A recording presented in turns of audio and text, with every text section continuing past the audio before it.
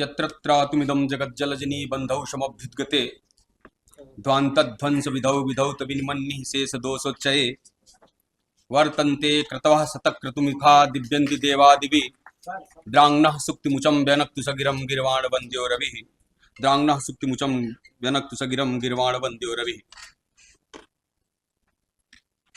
परम सम्माननीय त्रिदिवसीय अंतर्राष्ट्रीय वैदिक संगोष्ठी के इस उद्घाटन सत्र के सत्राध्यक्ष के रूप में विराजमान हम सभी के संरक्षक, इस वैदिक विज्ञान केंद्र के भी संरक्षक, संस्कृत विद्या धर्म विज्ञान संकाय के संकाय प्रमुख प्रोफेसर राजाराम शुक्ल जी, इस महामना के जीवंत विग्रह विश्व विस्तृत काशी हिंदू विश्वविद्यालय के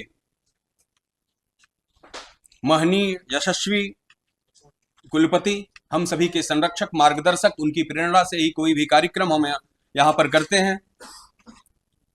वैसे मुख्य अतिथि के रूप में हमें प्राप्त माननीय कुलपति महोदय, मुख्य वक्ता के रूप में विराजमान श्री लाल बहादुर शास्त्री केंद्रीय संस्कृत विश्वविद्यालय के कुलपति, वेद के प्रतिष्ठित आचार्य प्रोफेसर मुरली मनोहर पाठक सर, इसी के साथ उत्तराखंड संस्कृत विश्वविद्यालय के कुलपति, साहित्य व्याकरण आदि शास्त्रों के निष्णात विद्वान, हम सभी के संरक्षक प्रोफेसर रमाकांत पांडे जी, सारस्वता अतिथि के रूप में विराजमान हैं हम लोगों के सभी के संरक्षक, वरिष्ठतम आचार्य प्रोफेसर सन्निधानम सुदर्शन शर्मा जी, जो पूर्व कुलपति हैं वेंकटेश्वर वैदिक विश्वविद्यालय तिरुपति के। विशिष्ट अतिथि के रूप में विराजमान हैं हम सभी के अभिभावक, संरक्षक, इस वैदिक विज्ञान केंद्र के कार्यकारी समिति के वरिष्ठतम आचार्य, हम सबके मार्गदर्शक, हमारे पूज्य गुरुवर प्रोफेसर रामचंद्र पांडे गुरु जी।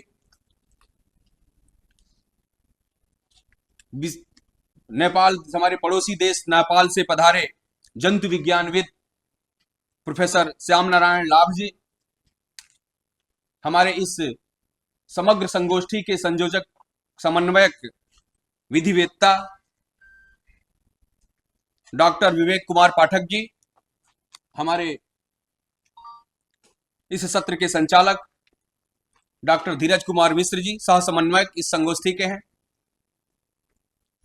सर्वप्रथम मैं अपने कुलपति महोदय का हार्दिक स्वागत एवं अभिनंदन करता हूं कि व्यस्ततम कार्यक्रमों से आज की जो पूर्व रूपरेखा है वो 9:30 बजे से ही चल रही है। जैसे कि हम लोगों को सूचना प्राप्त हुई कि आप 9:30 बजे से ही मानवीय मूल्य अनुशीलन केंद्र के एक कार्यक्रम में थे।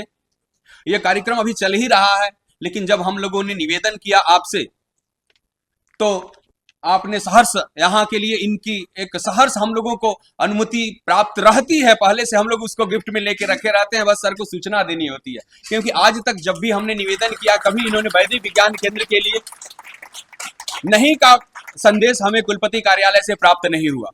ऐसा संरक्षक, ऐसा अभिभावक, मार्गदर्शक पाकर के हम धन्य हैं और आपका हार्दिक स्वागत, अभिनंदन करते हैं और आपको सादर प्रणाम करते हैं, क्योंकि आपके इस आशीर्वाद के द्वारा ही हम इस संगोष्ठी को इस रूप में प्रस्तुत कर पा रहे हैं। हमारे इस कार्यक्रम के अध्यक्ष आपका सतत, इसके पहले आप इसके पूर्व समन्वयक भी रहे हैं, आपने इस केंद्र को सुव्यवस्थित करने में अपना महान योगदान दिया है। आप हम सभी के संरक्षक हैं, आप संकाय प्रमुख हैं हमारे, आपका मैं हार्दिक स्वागत करता हूं, अभिनंदन करता हूं, सादर प्रणाम करता हूं। वेद के प्रतिष्ठित आचार्य, हम सभी के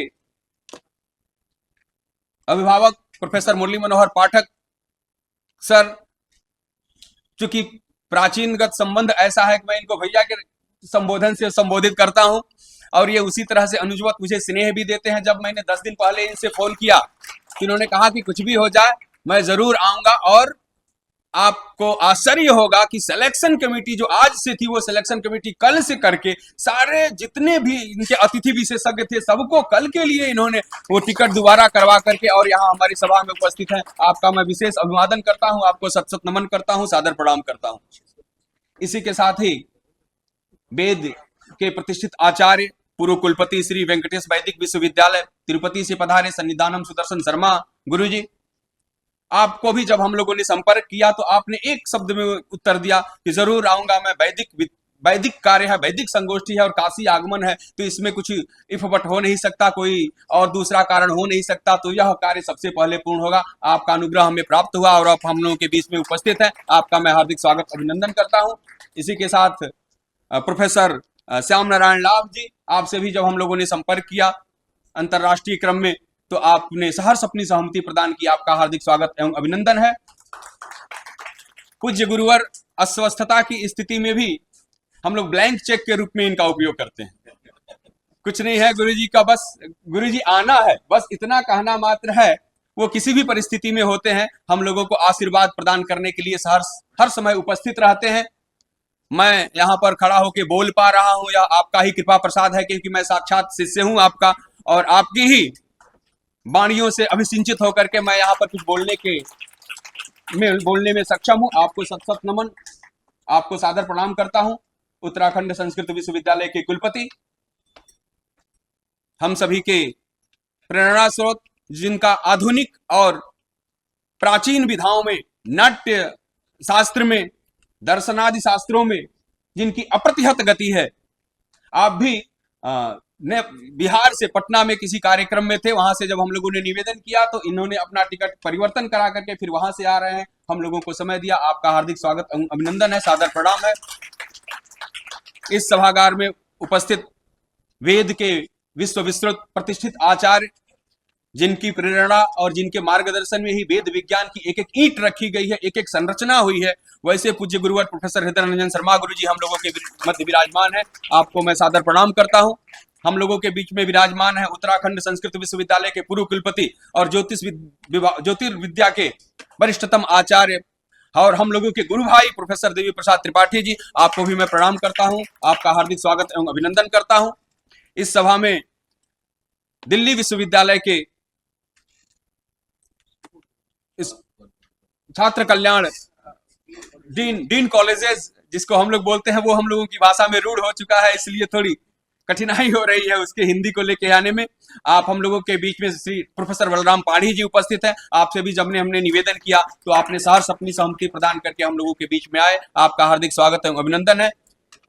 सह छात्र कल्याण अधीक्षक, हम लोगों के अग्रज DSW, हाँ, छात्र कल्याण अध्यक्ष संकाय प्रमुख हमारे अग्रज प्रोफेसर रंजन कुमार त्रिपाठी जी, जो यहाँ के छात्र भी रहे हैं, यहाँ की फैकल्टी भी रहे हैं और अभी हमारे अतिथि के रूप में विराजमान है। आपको प्रणाम करता हूँ, आपका हार्दिक स्वागत एवं अभिनंदन करता हूँ। लाभ जी के साथ ही आपकी धर्मपत्नी, आप भी जंतु विशेषज्ञ हैं, जंतु विज्ञान विशेषज्ञ हैं, आपका भी हार्दिक स्वागत एवं अभिनंदन है। संस्कृत अनुभाग की अध्यक्षा प्रोफेसर मिताली देव मैडम, हम लोगों के इस कार्यकारी समिति के सदस्य वरिष्ठ आयुर्वेद के वरिष्ठतम आचार्य प्रोफेसर आनंद चौधरी सर, प्रोफेसर हरि हृदय अवस्थी सर, प्रोफेसर प्रभाकर उपाध्याय जी, वेद के हमारे मार्गदर्शक आचार्य, जिनके संरक्षण और इनके मार्ग निर्देशन में ही संगोष्ठी की रूपरेखा तय हुई है, वैसे प्रोफेसर मनोज कुमार मिश्र जी, आपकी प्रोफेसर त्रिपाठी मैडम, और इसी के साथ ही हम लोगों के बीच में हमारे इस विश्वविद्यालय के पूर्व आरक्षाधिकारी professor Abhimanyu Singh sir, professor Rajeev Pratap Singh sir, professor Ramraj Upadhyay sir, professor हम लोगों के आचार्य गुरुदेव प्रोफेसर चंद्रमौली उपाध्याय जी भी बैठे हुए हैं। आपको मैं प्रणाम करता हूं, प्रोफेसर रामजीवन मिश्र जी, और इसके साथ ही लखनऊ से पधारे हुए professor Shyamdev Mishra ji, professor गिरिवत Mishra ji, professor Ramakant Pandey ji, professor Brijbhushan Ojha ji और Devendra Singh sir, professor Arun Kumar Singh ji, professor Subhash Pandey ji, और इसके साथ ही रोहित कुमार मिश्रा जी और हमारे अमित नंदन द्विवेदी जी, जो विकिरण विभाग के अध्यक्ष हैं, प्रोफेसर शत्रुघ्न त्रिपाठी जी हमारे ज्योतिष विभाग के अध्यक्ष हैं। इसके साथ ही US बहुत लोग आने वाले हैं, USA, रसिया से एक आने वाली है, एक यूक्रेन से हमारी पधारी हुई हमारी एक अतिथि है। इसके साथ ही एक नेपाल से 2 लोग पधारे हैं, नवीन कुमार झा जी और श्याम नारायण लाभ जी। देश के अनेक प्रदेशों से आए हुए प्रोफेसर, हमारी महिला महाविद्यालय की जो प्राचार्य हैं प्रोफेसर रीता सिंह मैडम, और इसके साथ ही इस सभागार में उपस्थित जितने भी विद्वद्गण हैं, वेद विद्या के प्रतिष्ठित आचार्य, हमारे संकाय के आचार्यगण, इस विश्वविद्यालय के आचार्यगण, प्रोफेसर राकेश सिंह सर, और इसके साथ ही जितने भी वरिष्ठतम आचार्यगण हैं, और देश के अनेक प्रांतों से, विदेशों से आए हुए जितने भी आचार्यगण हैं, हमारे अतिथि अध्यापक गण, इस केंद्र के हमारे कर्मचारीगण, मीडिया से आए हुए जितने भी हमारे बंधु लोग हैं, सभी का मैं हार्दिक स्वागत एवं अभिनंदन करता हूं। हमारे प्रतिभागियों का भी हार्दिक स्वागत एवं अभिनंदन है। एक तंत्र से महोदय, अभी हम लोगों ने जिस पंचांग, वैदिक पंचांग, इसका नाम इसलिए दिया है कि यहाँ पर जनवरी फरवरी से शुरू नहीं होकर के ये चैत्र शुक्ल पक्ष, चैत्र कृष्ण पक्ष से यह पंचांग शुरू है। हमारे घरों में जब जाएगा तो ये चैत्र, बैसाख, ज्येष्ठ, आषाढ़ किस पक्ष के बाद कौन सा पक्ष आता है ये हम जानेंगे।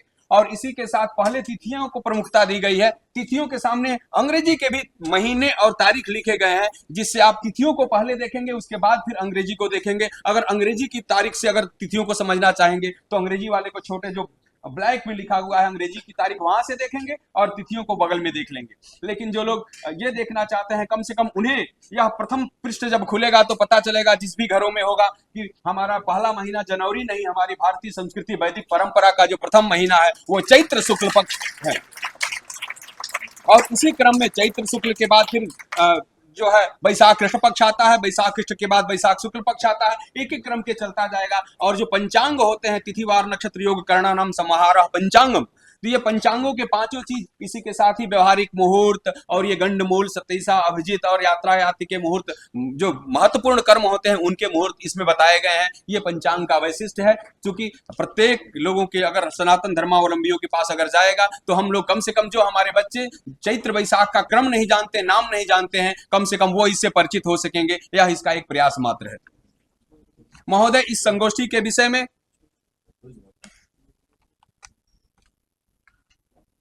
19वीं शताब्दी के पूर्वार्ध तक भारतीय संस्कृति के जितने भी पाश्चात्य लेखक हैं, उन सबके मन मस्तिष्क में एक ही अवधारणा थी कि यूनान और रोम से ही सब कुछ आया है।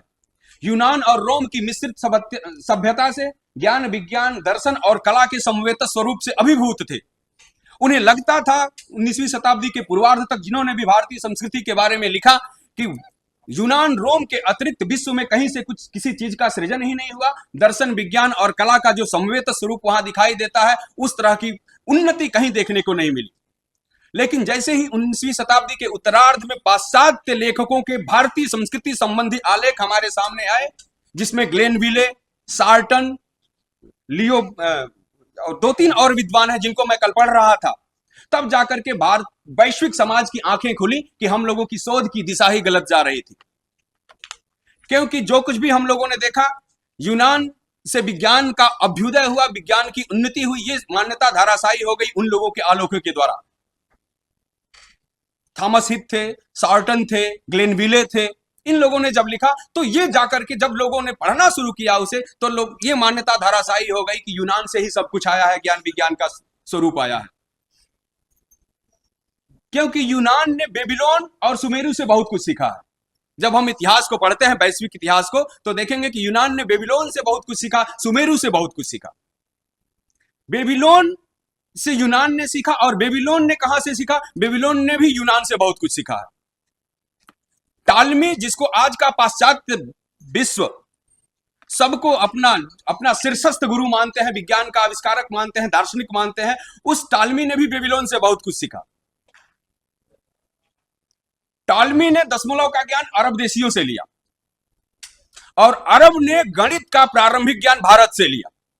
तो जो संरचना ऊपर से नीचे आ रही थी, बिल्कुल पलट करके नीचे हो गई, कि जो जहां पर लग रहा था कि यूनान ने सब कुछ किया है, वो परंपरा और वो जो धारणा थी बिल्कुल ही धाराशायी हो गई, और सब कुछ भारतीय ज्ञान परंपरा से प्रसिद्ध होकर के विश्व पटल पर पहुंचा। यह एक मान्यता 19वीं शताब्दी के उत्तरार्ध में स्थापित हुई, और वो परंपरा कोई और नहीं थी, वो परंपरा इसी वैदिक मूलक, वैदिक वांग्मय की परंपरा थी, जिसको लेकर के हम इस स्थिति में अभी पहुंचे हुए हैं कि आज के शोध के माध्यम से हम यह प्रतिष्ठापित कर सकें कि हम जो ज्ञान विज्ञान का एक समन्वित स्वरूप देखता है, जो शाश्वत विकास की अवधारणा है, जो स्थिर विकास की अवधारणा है, जहां पर चीजें विघटित नहीं होकर के संगठित होती हैं, जो एक स्वस्थ समाज का निर्माण करता है, जहां पर विज्ञान के बाद भी बहुत सारी चीजें हैं जिनका आधुनिक विज्ञान के पास कोई प्रश्न उत्तर नहीं है। वैसे प्रश्नों के उत्तर में, वैसे वैज्ञानिक तथ्यों के अन्वेषण में हमारा वैदिक विज्ञान ही सक्षम है।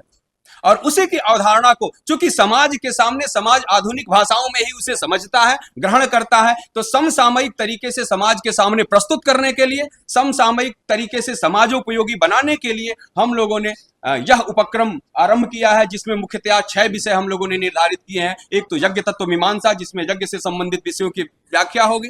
एक पर्यावरण, दूसरा खगोल विज्ञान, तीसरा प्रबंधन एवं राजसत्ता, राजकीय प्रशासन। इस तरह से 6 विषय निर्धारित हैं जो विभिन्न सत्रों में जिस पे परिचर्चा होगी, और आधुनिक विज्ञान और वैदिक विज्ञान के सभी हमारे आचार्य उस पे अपने अपने मत रखेंगे। अंतिम में हम लोगों ने एक परिचर्चा सत्र भी रखा है 6 सत्रों के अतिरिक्त, जिसमें समवेत स्वरूप में एक साथ बैठ करके हम लोग उसके परिणामों की समीक्षा भी करेंगे। और उसके बाद 18 तारीख को 4 बजे से हमारा संपूर्ति सत्र होगा, उसी में हम लोग अपने उपलब्धियों का भी प्रस्तुतिकरण करेंगे।